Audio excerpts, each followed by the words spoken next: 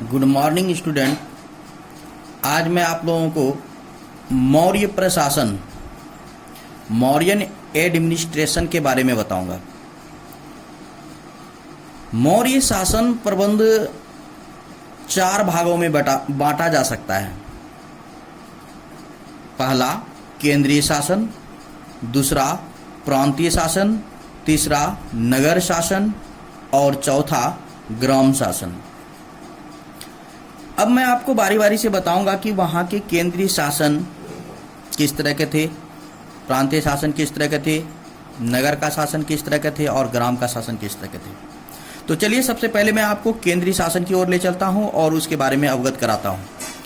केंद्रीय शासन जो है उसके अंतर्गत राजा, मंत्री परिषद, अमात्य मंडल यानी तीर्थ आते थे।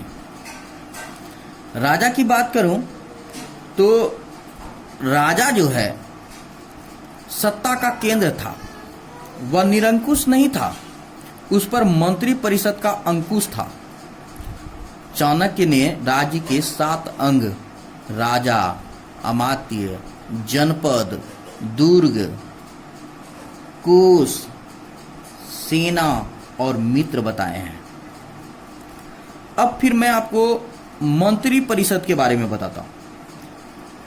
मंत्री परिषद में 12 से 20 तक मंत्री होते थे।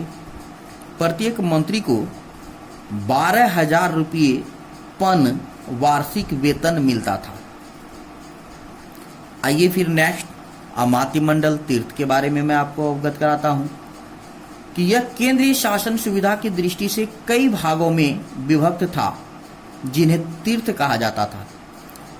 प्रत्येक तीर्थ विभाग का अध्यक्ष महापात्र अमात्य कहलाता था।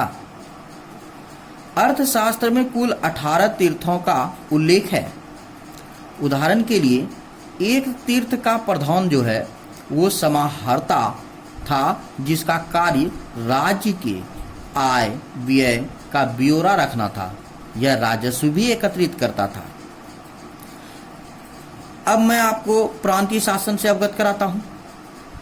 प्रांतीय शासन के बारे में अशोक के अभिलेखों में 5 प्रांतों का उल्लेख मिलता है। वो इस प्रकार है: उदीच्य, उत्तरापथ, अवंती, कलिंग, दक्षिणापथ, प्राच्य।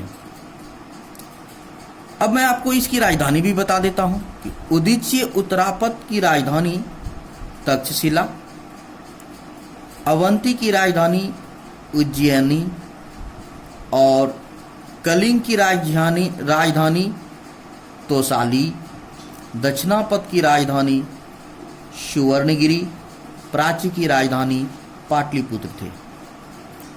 प्रांतों के राज्यपाल प्रायः कुमार कहलाते थे। यहाँ की इस तरह की प्रांतीय शासन व्यवस्था थी। अब मैं आपको नगर शासन व्यवस्था, ये जो तीसरा पॉइंट है, इसके बारे में, और चौथा पॉइंट ग्राम शासन है, इसके बारे में मैं आपको कल पढ़ाऊंगा। थैंक यू बच्चों।